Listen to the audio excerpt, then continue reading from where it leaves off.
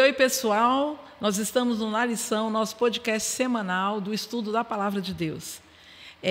Você pode acompanhar as nossas redes sociais, você também pode compartilhar, curtir o nosso conteúdo. E se você ainda não baixou o nosso aplicativo S7 Play, é agora. Pega o celular, vamos lá, vamos junto no estudo da Palavra. Nessa noite nós estamos aqui com dois queridos, são professores da nossa Escola Sabatina. Um já esteve aqui conosco, o outro ainda não, está estreando. E aí eles vão se apresentar nesse momento. Então vamos lá, vamos começar pelo estreante, ok? Pode falar. Carlos Rodrigues, professor da Escola Sabatina aqui da Igreja Central de Sobradinho. E é o que eu amo, ser professor da Escola Sabatina. Sou professor aqui de uma classe junto com o Vaguinho e é uma honra estar aqui e também levar também um pouco da palavra de Deus a cada um que nesse momento está nos ouvindo e nos assistindo. Como é a sua primeira vez, Carlos, vou curiar um pouquinho da sua vida. Certo. Casado, tem filhos, tem netos. Conta aí um pouquinho aí que a galera que está querendo te conhecer. Sou casado com a Yolanda Rodrigues, há 41 anos de casado já, pai de 3 filhos maravilhosos, já formados, casados também, né? Tenho 6 netos, né? 6 netos, 4 homens e agora está chegando a 6ª mulher. Então é assim, minha família já está bastante grande. Sua pequena grande família, né? Minha pequena grande família. Foi um tempo difícil, quando os filhos casaram, o ninho ficou vazio, mas agora o ninho já está tornando cheio de novo. Que maravilha, é uma bênção, né? De Deus. Bênção de Deus. Obrigado por estar aqui conosco. Agora nós vamos aqui ouvir um pouquinho aqui do nosso amigo, já esteve aqui, conta aí um pouquinho para aqueles que ainda não te conhecem, quem é você? Olá pessoal, eu sou o Wellington Ribeiro, também sou professor da Escola Sabatina e gosto muito desse movimento que está sendo feito aqui para que essa mensagem seja divulgada e valorizada, esse nosso guia de estudo que é preparado com tanto carinho. Eu sou casado com a Iraína, chamo de Gatona, temos 3 lindos filhos. E tenho certeza que hoje o nosso estudo será um estudo muito abençoado, porque o tema é um tema muito poderoso, falou ao meu coração e eu tenho certeza que vai falar também ao coração de cada um de vocês que estão assistindo. Muito bom, já estamos começando com um clima muito bom, porque quando a gente abre a palavra, é bênção garantida para as nossas vidas e bênção garantida também para a vida de vocês que estão aí assistindo. Vamos fazer então uma oração? O Wellington pode começar então com a oração? Posso? Por favor? Convido você a fechar os olhos, vamos orar. Pai querido, louvamos o Teu nome, porque o Senhor é digno de toda honra e de toda glória. Amém. Te louvamos pela forma especial como o Senhor preservou a Tua palavra para que chegasse até os nossos dias.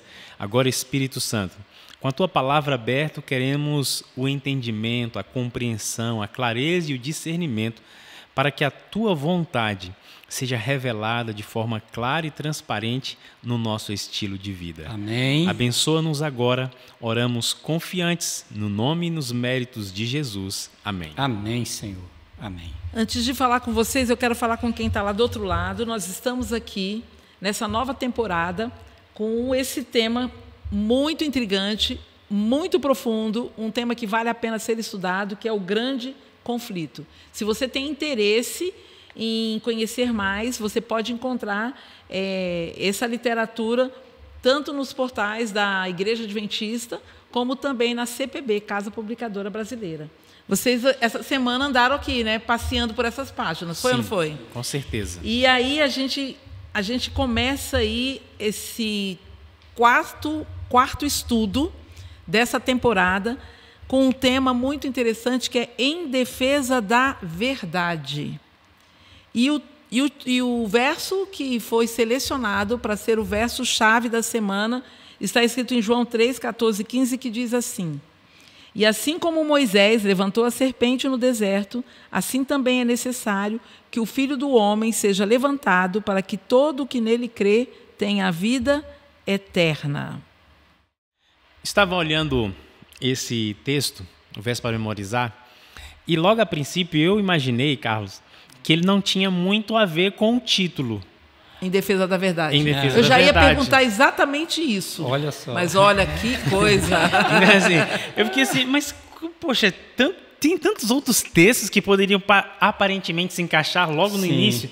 Só que quando a gente vai começando a discorrer, que no final fala assim, olha, para que todo aquele que nele crê tenha a vida eterna, está relacionado exatamente a todos os homens e mulheres que ao longo da história creram nessa promessa e estiveram dispostos a viver a verdade da palavra e pagaram com a sua própria vida, assim como Cristo foi levantado.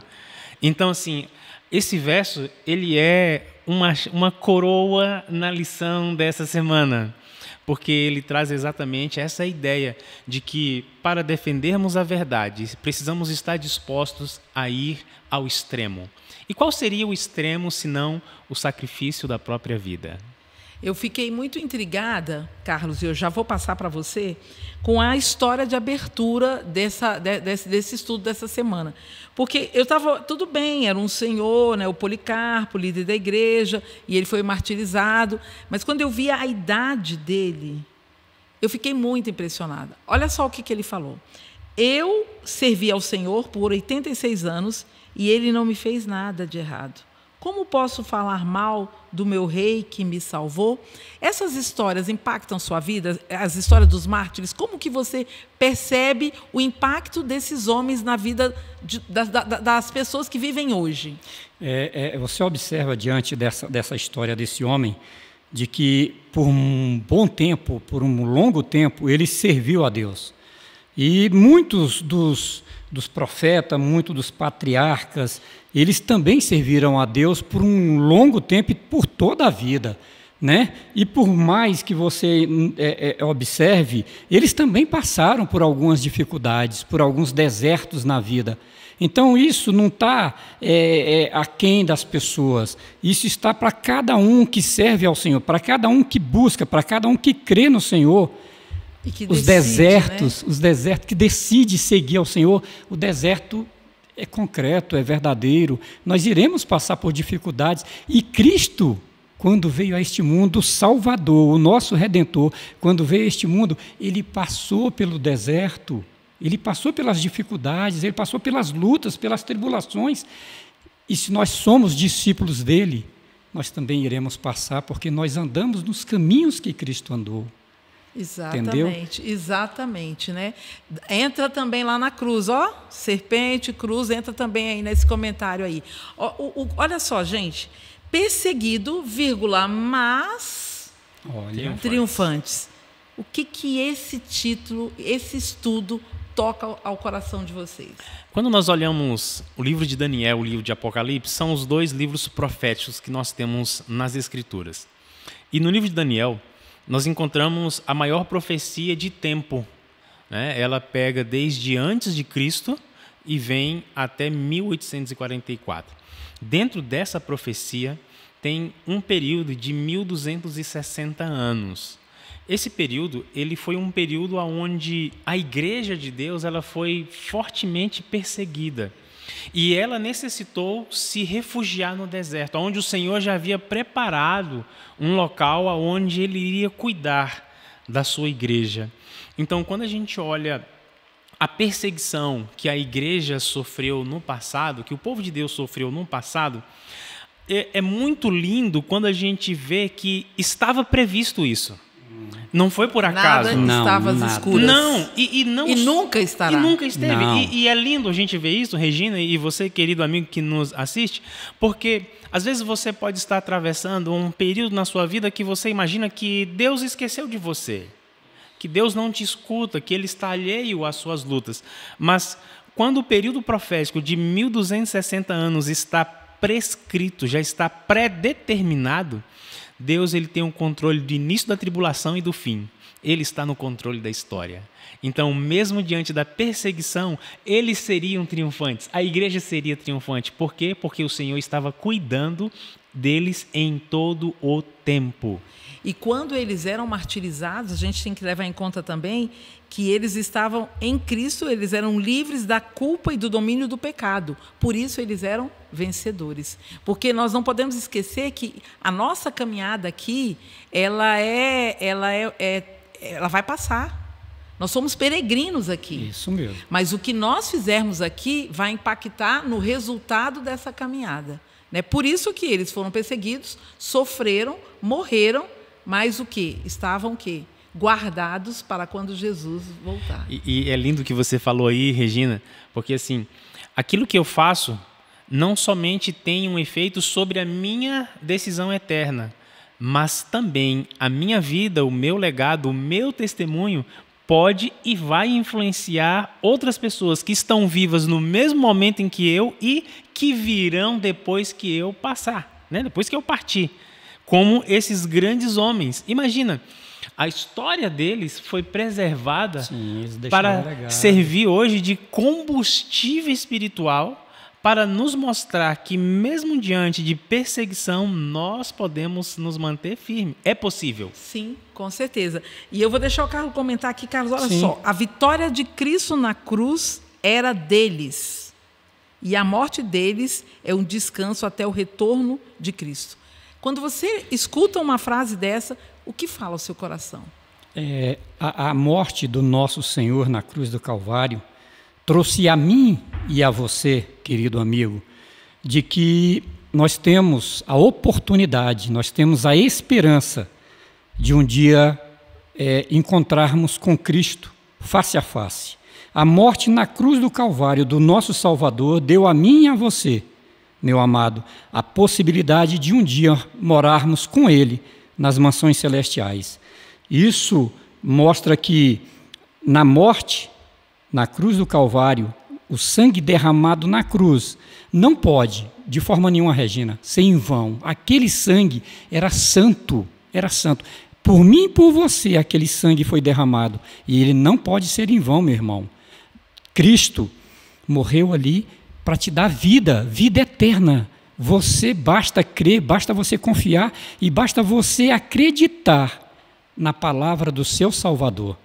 Ele um dia virá, face a face, encontrar com você. É verdade. E é tão verdade que aqueles homens, eles não temeram a morte. Não temeram. Porque eles sabiam que o final de toda essa história seria o abraço de Cristo Jesus. Isso né? mesmo. E aí a gente percebe, então, que em cada época nós tivemos esses testemunhos e a luz vence a escuridão. O que é a escuridão?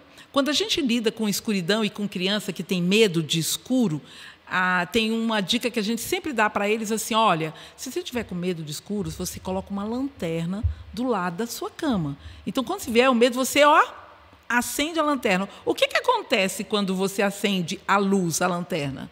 A escuridão, não tem combinação. Não. Ou é escuridão, ou é a iluminação. Né? Então, como e quando, então, a gente percebe aí que a luz vence a escuridão? Né? Qual é a advertência, né, que nós percebemos que vem falando em Judas, que aplica a igreja cristã em todos os tempos relacionada à luz e à escuridão? Esse período de perseguição, desses 1260 anos, ele não apenas tem um aspecto de perseguição, o desejo de um poder movido por Satanás de tirar a vida das pessoas que eram fiéis a Deus, como também o aspecto da escuridão, da espiritualidade. Porque a palavra de Deus é a luz, é lâmpada, é o que ilumina o caminho. E em todos os tempos, a palavra de Deus ela sempre é aquilo pelo qual Deus deseja que ela seja, a luz. Então, durante esse período, Satanás move seres humanos para perseguir aqueles que estavam sendo fiéis à palavra. E daí, então, a luz começa a deixar de brilhar por conta da perseguição, porque o desejo de Satanás era exatamente eliminar a luz. E qual era a forma dele eliminar a luz? Eliminando aqueles que acreditavam e eram fiéis à palavra de Deus como ela é. E dentro desse histórico aí, nós temos também um outro detalhe que é muito importante, que é Judas vinha colocando aí que os fiéis eles deveriam defender a verdade. Por quê? Porque Satanás iria trazer o engano. E o engano, né? E isso ia perpassar por todo o tempo da história da humanidade. E a luz, o que é a luz? É a palavra de Deus. É a palavra de Deus. Então, quão importante é essa palavra, então, aí para a gente estar enfrentando essas heresias e essas mentiras? A palavra ela é essencial. Eu diria que deve ser o fundamento, o alicerce de todo cristão, a palavra de Deus. Eu fico pensativo quando nós olhamos hoje para o cristianismo, e aqui eu coloco todas as vertentes do cristianismo que acreditam em Cristo como Senhor, como Salvador, mas não seguem Ele como Senhor, não seguem o estilo de vida de Cristo. Porque esses homens, eles defendiam e viviam a verdade porque eles viviam como Cristo vivia. Exatamente isso mesmo. E eles acreditavam tanto nesse Cristo que ele prometeu a coroa da vida e eles falavam assim, por essa coroa vale a pena eu morrer. Por esse meu Salvador vale a pena eu morrer. Estou disposto a ir até o extremo. E os valdenses, eles fizeram isso, não foi? Os valdenses, eles permaneceram como campeões da verdade, né? Então, eles defenderam essa verdade, eles escreviam a verdade, eles guardavam a verdade, eles levavam a verdade para as pessoas que não conheciam. Eles, então, eram uma luz no meio à escuridão. Sim. Deixa eu só fazer um comentário aqui, queridos, que eu acredito que é muito pertinente. Muitas vezes nós hoje, os cristãos atuais, nós acreditamos que aquilo que estamos sofrendo já é algum tipo de perseguição, mas não é.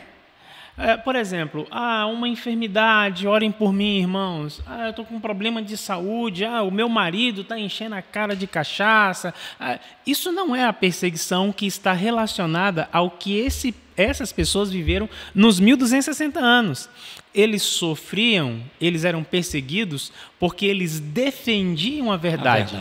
Hoje nós não somos perseguidos ainda, aqui no Brasil, sim, nós não somos perseguidos pela verdade ainda. Existem, é claro, alguns países, né, onde o cristianismo é totalmente impedido. Lá sim, algumas pessoas já sofrem. Mas nós hoje ainda estamos... E temos liberdade religiosa. Ainda estamos livres, Regina. A gente está livre para pregar, para viver, para testemunhar. Então, o que eu fico pensando? Se hoje um problema de saúde me deixa fragilizado na minha fé, eu fico pensando quando realmente a perseguição em prol da verdade vier, será que eu tenho como me ficar de pé? Então, eu tenho que avaliar o quanto a palavra é o meu alicerce, para que eu seja luz na escuridão e siga o exemplo dos valdenses e de tantos outros povos naquela época, durante esse período, que se mantiveram firmes, a despeito do que acontecia. Isso me faz reportar aqui para o texto do nosso guia, que diz assim, em cada época houve testemunhas de Deus, pessoas que guardavam no seu íntimo a fé em Cristo como único mediador entre Deus e o homem, que mantinham as Escrituras Sagradas como a única regra de vida e santificavam o verdadeiro sábado. Lindo, Ou né? seja, eles viviam, né, a essência da palavra. Eles viviam santificando a sua vida através do poder do Espírito Santo de Deus. E é isso que fizeram com que eles pudessem ficar em pé. É o que você falou. E é isso que vai fazer com que a gente fique de pé. Exatamente. É o que eu faço hoje com a palavra, não é, Carlos? Você a cada dia, você está se abastecendo do poder na palavra. Você tem que a cada dia buscar a palavra do Senhor para que você se torne uma rocha forte nele. Ele é a sua rocha. Então você tem que buscar a palavra para que a cada dia você possa passar pelos desertos, pelas tribulações. E você, meu querido amigo, você tenha certeza de uma coisa, como os nossos antepassados, como os profetas, como aquelas pessoas que deram a sua vida pela palavra do Senhor, que guardaram os preceitos, que guardaram os juízos do nosso Senhor, também somos nós nos dias de hoje. Você olha para o passado para viver o presente, porque o futuro é um dia encontrar com o nosso Senhor. E as dificuldades que aquele tempo eles passaram, os valdenses, os profetas, aqueles que guardavam a palavra, que tinham a palavra no coração, eles também passaram por isso. Muitos morreram por isso. Nós não estamos ainda nessa luta, nessas trevas, mas, conforme está na palavra do Senhor, um dia também virá as grandes tribulações para mim e para você. E que a gente hoje esteja firme, né, nesse momento. Isso, né? Que nós possamos estar firme. E como estar firme? Buscando o Senhor, lendo, buscando a luz que é a palavra do Senhor. Só ela pode clarear a sua caminhada. Olha só que interessante. A Bíblia diz lá em Apocalipse 2:10 que nós não temos que ter medo do sofrimento que virá, mas a gente precisa ser fiel até a morte, porque nós já temos garantido uma coroa, que é a coroa da vida, né? E João, quando ele escreveu isso, ele estava fazendo uma alusão aos sacerdotes, né? Os sacerdotes de Dionísio, quando morriam, eles ganhavam uma coroa corruptível. E aí ele falou, olha, a nossa nem se compara com essa aí, né? Nós temos uma coroa que nos ajuda a inspirar e a suportar a dor e o sofrimento. Porque o nosso olhar não tem que estar no sofrimento. Porque se eu ficar olhando para o sofrimento, Wellington, eu vou sucumbir. É isso mesmo. Mas se eu olhar para Cristo e por tudo que Ele já passou, então eu vou ter o quê? A certeza da vida eterna e essa coroa que está sendo guardada lá para cada um de nós. Eu fico pensando... Eu fui confrontado com esta lição, com o guia de estudos. Eu fui confrontado por ele. Porque quando eu olho a vida desses homens, eu fiquei pensando assim, será que a minha fé já está nesse nível?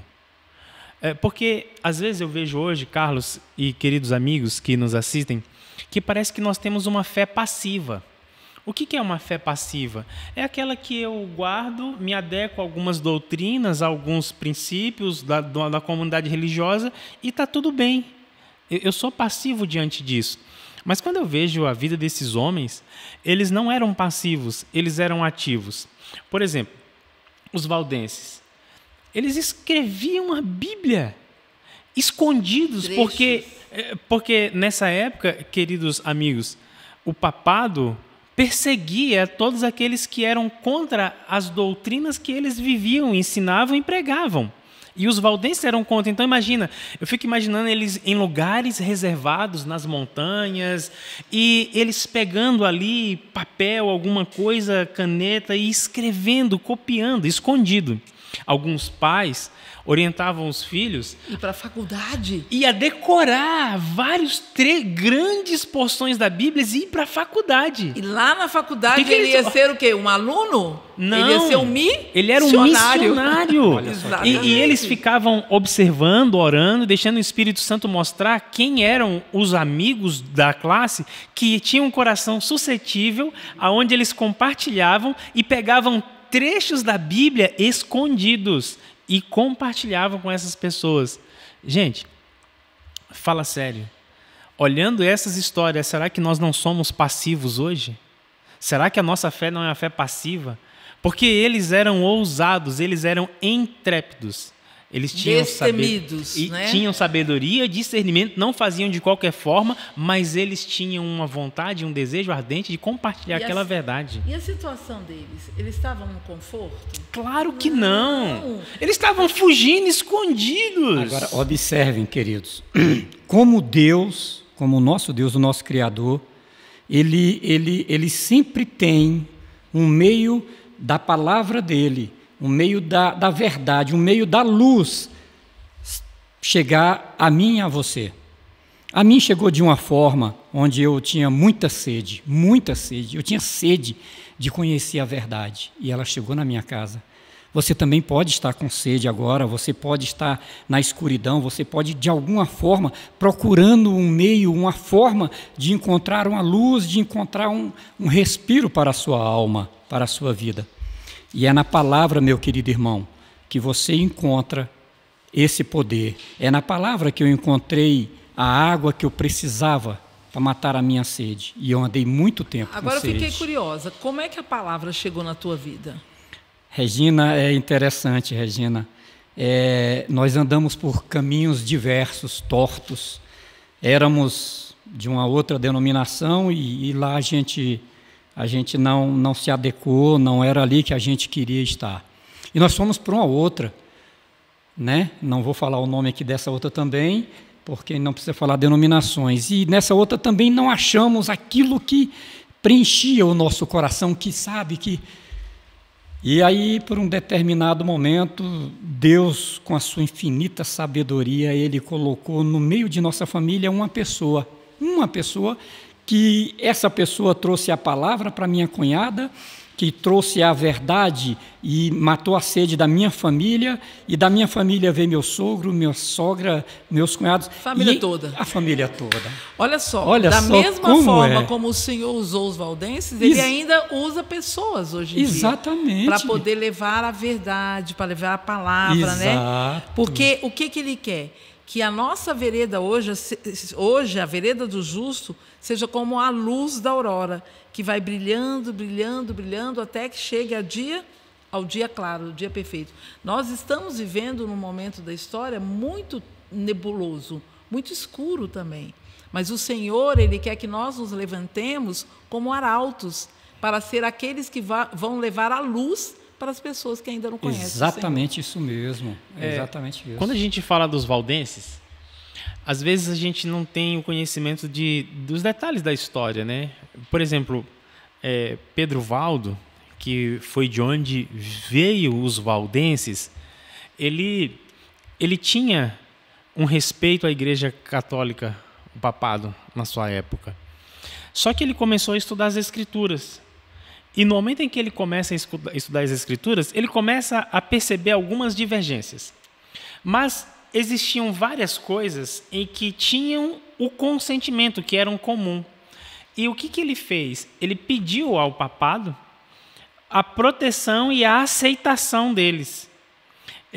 Foi dado por Alexandre III, no ano 1181, só que o sucessor de Alexandre III, que foi Lúcio III, ele começou a ver que Valdo estava utilizando aquela proteção que Alexandre havia dado para pregar coisas que eles não ensinavam, ou seja, que estava na Bíblia e que o papado ensinava de forma errada. Que não era para ser falado. Exatamente. E aí é nesse momento em que ele é declarado um herege.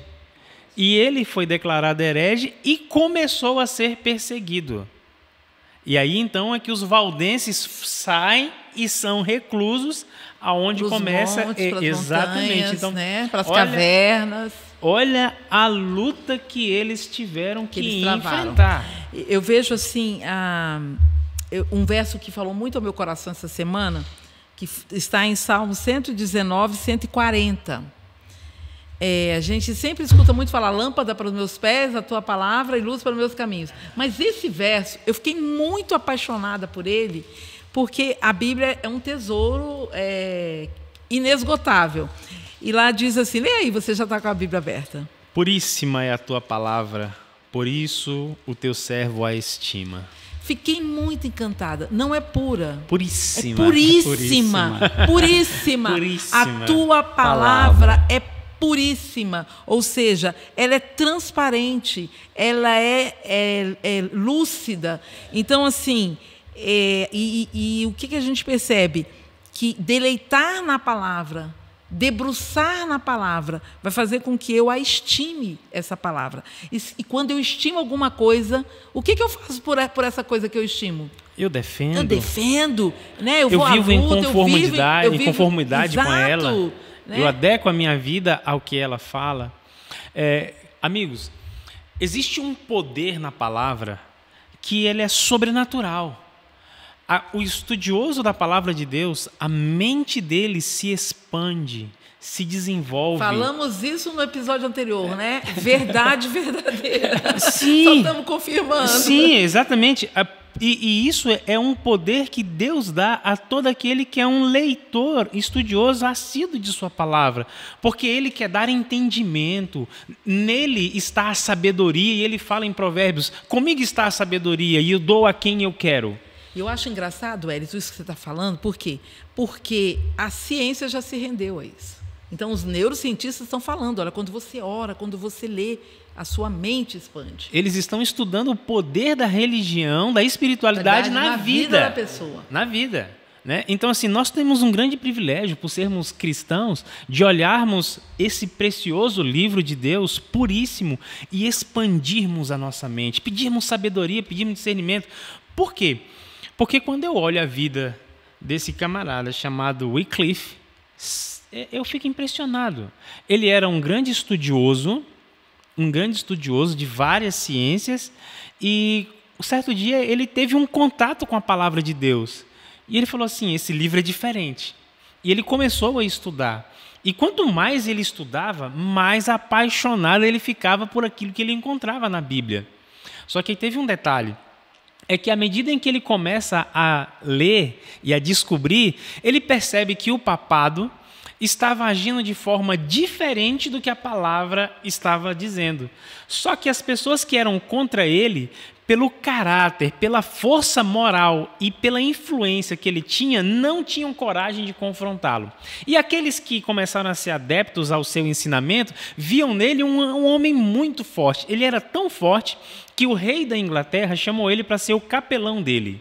Aí olha o que ele fez como capelão.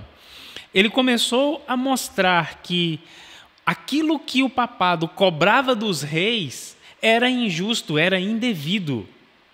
E aí depois, mais adiante, ele começa a escrever cartas e a espalhar por todo o domínio da Inglaterra que as indulgências elas eram totalmente contrárias aos ensinos bíblicos. E qual era o problema disso? Era que, nessa época, na Inglaterra e em toda a Europa, haviam vários monges que estavam e diziam que, de acordo com o estilo de vida deles, olha o que eles faziam: abri mão de tudo, agora vou viver como um pobre. Só que isso causou um grande mal na sociedade. Por quê? Imagine você, eles viviam explorando os outros, porque o Papa deu autoridade para eles perdoarem também os pecados e cobrarem indulgências. Então, por exemplo, se o meu filho olhasse aquele ensinamento daquele monge e falasse assim: vou ser um monge, um menino inteligente, capaz, agora abandonava tudo e vivia como um eremita. E isso se espalhou na Europa e na Inglaterra, virou um mal. E Wycliffe começa a pregar contra esse estilo de vida, falando que a ociosidade era contra a palavra de Deus. E mais adiante, para sacramentar, o rei traz ele e coloca ele como sendo o guardador dos cofres da coroa. E aí, amigos, ele não pagou mais as indulgências ao papado. E é nesse momento em que o papado começa a se virar contra ele, porque ele era um defensor da verdade. E além disso tudo, ele também teve um trabalho muito importante, né, para nós hoje, porque ele começou a traduzir a palavra. Bíblia. E ele dizia: a Bíblia me transformou e eu quero que essa palavra chegue a vários lugares, a várias pessoas, porque as pessoas iam começar a enxergar a verdadeira vontade de Deus. E aí foi isso que ele fez, né? Ele começou não só a traduzir a Bíblia, como ele começou também a pregar essa palavra viva. E quando o papado se pôs contra ele, foi atrás dele, quando encontrou ele já tinha morrido de morte natural. Mas eles estavam tão indignados. Irados, isso queriam fazer alguma coisa com ele, uma lição, mesmo pós-morte. Pensa bem o impacto que é isso para as pessoas que acreditavam que o poder do perdão estava na mão do papado. Então eles falaram assim: olha, tudo bem, ele fez o que fez, nós chegamos, ele já está morto, então nós vamos pegar, vamos exumá-lo, vamos cremar, né, os restos mortais dele e vamos jogar nas águas, para mostrar para o povo que ele é um herege. Que ele morreu como um herege, que a igreja não perdoou ele. Mas olha, e o que essas cinzas fizeram? se espalharam, né? Assim como a obra dele se espalhou por todo o mundo. E, inclusive, hoje nós somos abençoados pela vida, pelo ministério desse homem. Tanto é que ele foi conhecido como a estrela da manhã da Reforma. O Espírito de Profecia fala que ele foi um homem singular nesse período da Reforma, assim como foi Martinho Lutero. Tiveram outros homens, mas ele teve um lugar de destaque por tudo aquilo que ele fez. Quero só fazer uma observação. Deixa eu colocar um ponto aqui para aquelas pessoas que estão nos assistindo. O Espírito de Profecia, nós acreditamos que é o dom profético que foi dado a Ellen White, a profetisa, que inclusive escreveu um livro com o título do estudo desse trimestre, que é o Grande Conflito. E você pode pedir um livro que a gente envia para sua casa, tá bom? A gente vai ter alegria. E se você morar aqui em Sobradinho, nós vamos levar na sua casa, tá? Nós temos esse livro esse ano em toda a América Latina, né? Todo mundo recebendo gratuitamente nas portas esse livro. Inclusive, uma coisa que eu quero comentar aqui é o seguinte, é que Wycliffe, ele se preparou e Deus usou como ele já havia se preparado. Querido amigo, querido irmão, você que já se formou e que já é um grande profissional de destaque na sua área, Deus não quer só que você seja um bom médico, um excelente advogado, um bom contador, um bom personal trainer ou um ótimo professor. Deus quer usar toda essa sua capacidade para o reino, para a evangelização e para difundir a luz da verdade.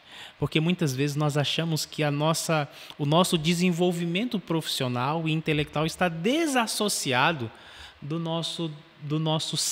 nossa vida espiritual. Mas a vida de Wycliffe prova exatamente o contrário. Ele se preparou e Deus, o Espírito Santo, usa aquele preparo e ele foi quem ele foi, porque se colocou nas mãos do Espírito. Com certeza.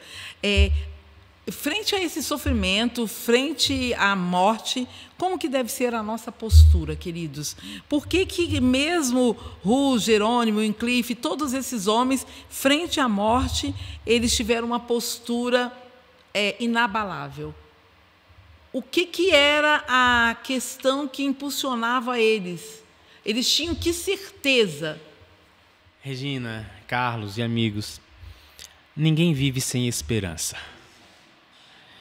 E na palavra de Deus, Jesus é a esperança. E ele diz assim: eu sou a ressurreição e a vida.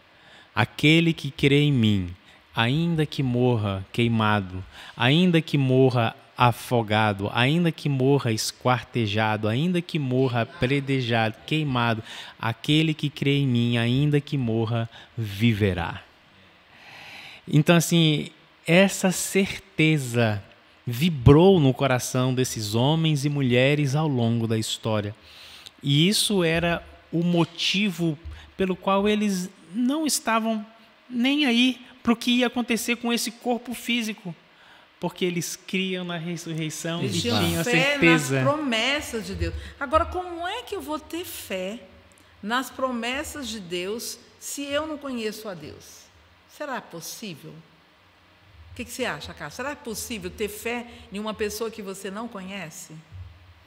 Olha, é difícil você acreditar numa pessoa que você não conhece.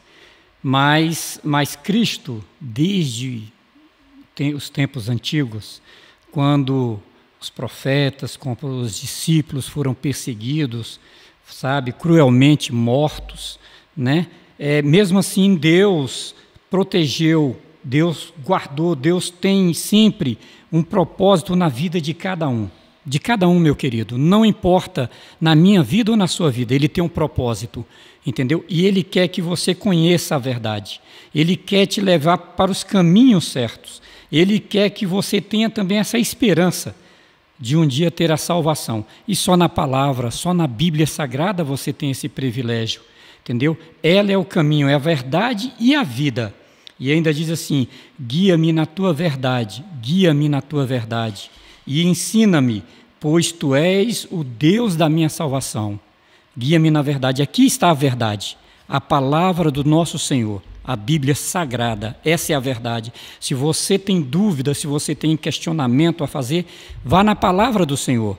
A palavra do Senhor te responde o que você desejar, o que o seu coração desejar saber. E olha que interessante, é nessa palavra aí, Carlos, que a gente encontra que Jesus vive, por isso nós também temos o quê? A esperança de um dia viver. Então, se a morte vem, eu tenho que me preocupar com essa morte temporal? Não. Até porque ela é comparada como um sono. Então, eu vou descansar, mas ao soar da trombeta, ressuscitarei para encontrar com o Senhor.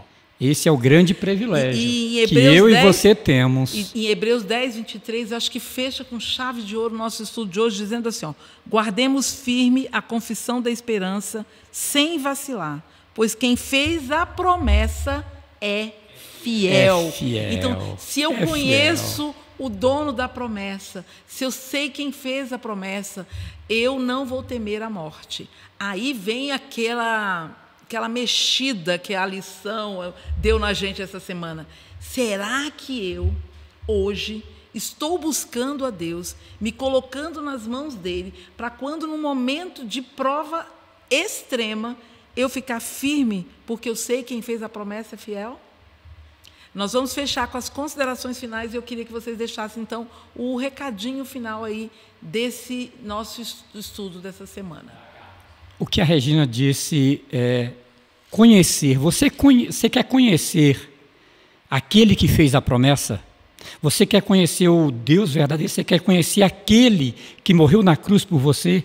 Aquele que pode te dar a verdade, aquele que pode te dar salvação, aquele que pode te dar a esperança da vida eterna. Você sabe o que é vida eterna? Você está com o seu Deus por toda a eternidade. Busque a palavra. Na palavra você tem o conhecimento. Você só pode conhecer a pessoa se você se entregar, se você se relacionar com ela. Aqui está o relacionamento. Na palavra do Senhor, aqui você se relaciona com Ele, aqui você conhece quais são as suas promessas. E um Deus fiel, um Deus que cumpre as suas promessas, da primeira palavra, da primeira promessa até a última promessa em Gênesis, é o nosso Deus, o Deus que cumpre as suas promessas. Esse é o meu Deus, esse tem que ser o seu Deus. Na palavra, você o conhece. Muito obrigado, Carlos. Wellington, suas considerações finais?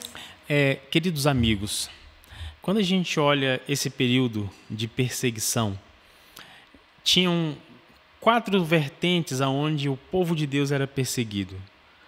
A perseguição econômica, porque a profissão de fé muitas vezes fazia com que financeiramente aqueles irmãos fossem prejudicados. Eles tinham sofriam uma perseguição social, porque ser cristão não era popular, então as pessoas se afastavam porque eles eram tidos como endemoniados, como hereges.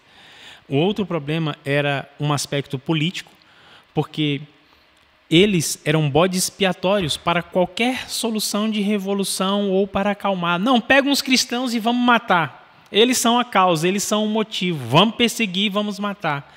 E também um aspecto religioso, porque as crenças eram contrárias ao que a maioria vivia.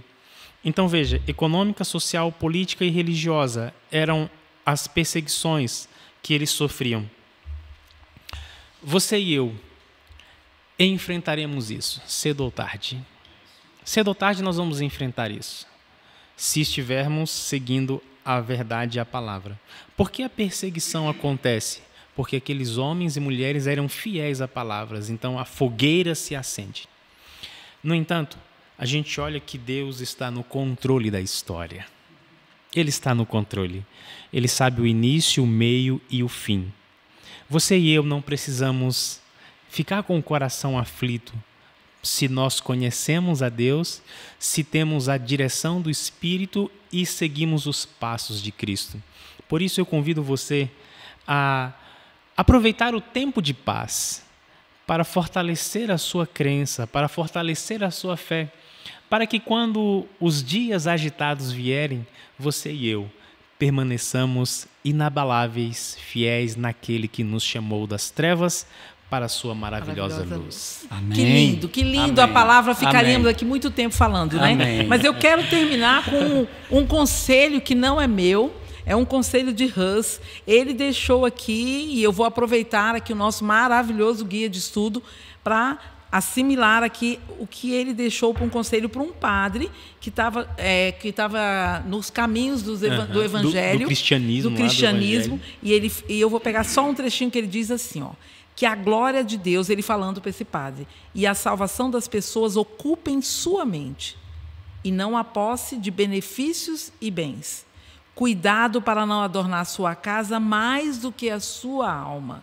E, acima de tudo, dê atenção ao edifício espiritual.